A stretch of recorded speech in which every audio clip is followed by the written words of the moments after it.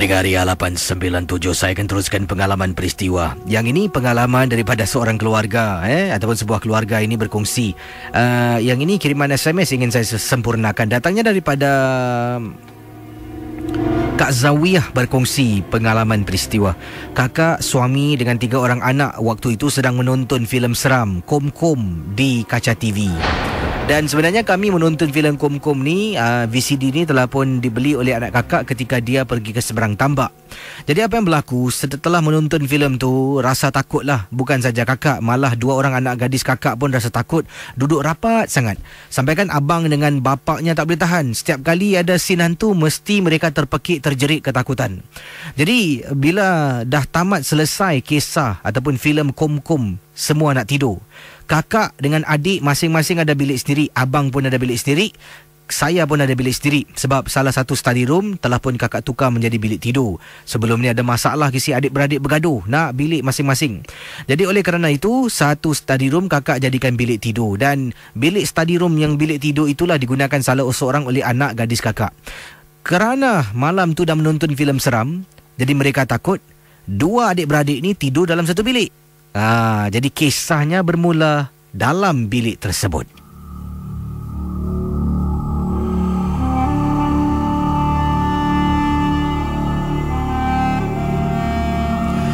Pendengar Ria 897.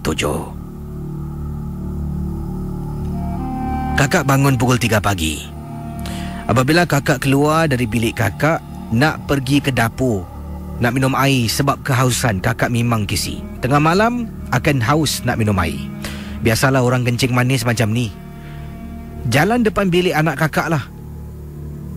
Ada 2 bilik kan kakak katakan. Satu bilik abangnya gunakan, satu lagi bilik kakak gunakan, satu lagi bilik anak perempuan kakak gunakan, bilik anak perempuan yang study room tu. Sedang berjalan depan bilik study room tu, kakak toleh nampak anak kakak sedang baring atas katil.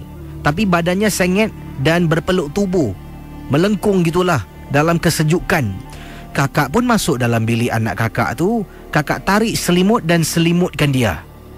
Casey, kakak tak bohong, kakak angkat selimut dan selimutkan anak kakak yang sedang nyenyak tidur baring.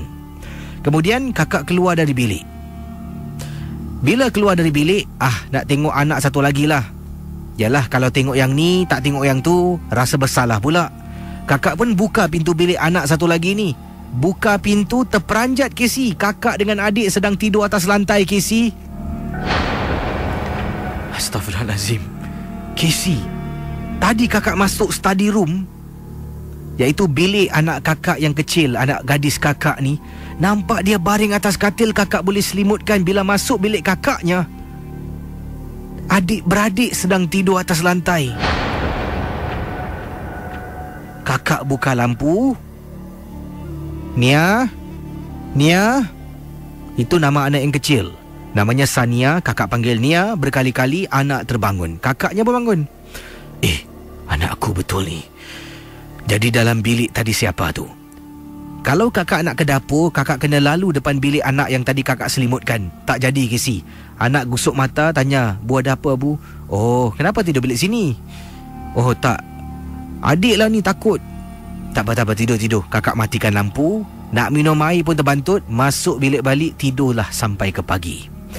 Itulah pengalaman kisah peristiwa yang tak dapat dilupakan. Terima kasih dan selamat tengah malam Casey.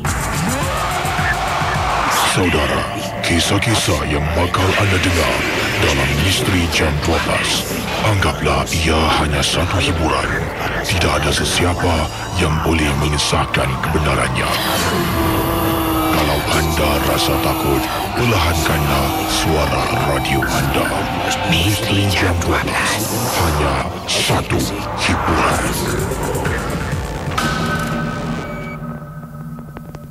Okey, mendengar Ria 897, macam-macam kisah kakak tadi kirimkan SMS kisah pengalamannya dalam rumah. Seram betul Ayo, itu dia kisah pengalaman yang tak dapat dilupakan oleh akak kita dan anaknya. Jadi kalau anda seorang ibu lah dalam keadaan sedemikian, dalam peristiwa yang diceritakan sama, mungkin study room anak kakak tu di bahagian depan koridor, bilik satu lagi di bahagian belakang.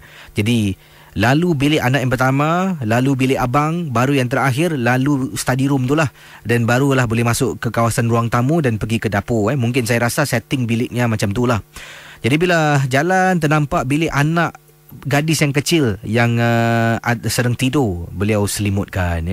Kemudian tergerak hati, takkan dah tak tengok anak gadis satu lagi. Dia pun buka pintu, ternampak dua-dua anak kesayangan sedang nyenyak tidur di atas lantai.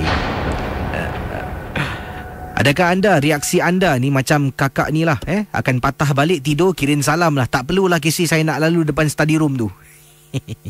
Ataupun Casey, tak apalah, saya dah haus sangat Casey, apa nak jadi apalah. Apa nak jadi, masuk bilik nampak nak tidur lagi. 669-11897. Silakan dengan pengalaman misteri anda di FM 897. Ada juga kiriman-kiriman SMS yang akan saya bacakan, sempurnakan sebentar nanti. Ada Boy Anaki kirim SMS, akan saya bacakan kisah dari Boy Anaki. Ada juga seorang pendengar yang bernama siapa ni? Nanti tak ada nama lah, saya akan cuba simak. Juga ada kiriman siapa ni yang suka dengan lagu tadi lah. Lagu-lagu tadi diputarkan, lagu Hafiz Awan Nano. Sebelum tu lagu Toyol dari Sudirman. Dan sebelum tu lagu Inggeris, lagu dari Ace of Base, lagunya All That She Wants. Ada yang kata lagu tu mengingatkan kembali kenangan Fire lah, kenangan Octagon. Fire Octagon apa nak jadi ngawak semua ni? Kembalilah ke jalan yang benar. Kisah-kisah yang anda dengar merupakan misteri jam 12. Tidak ada sebarang bukti yang boleh mengesahkan kebenarannya.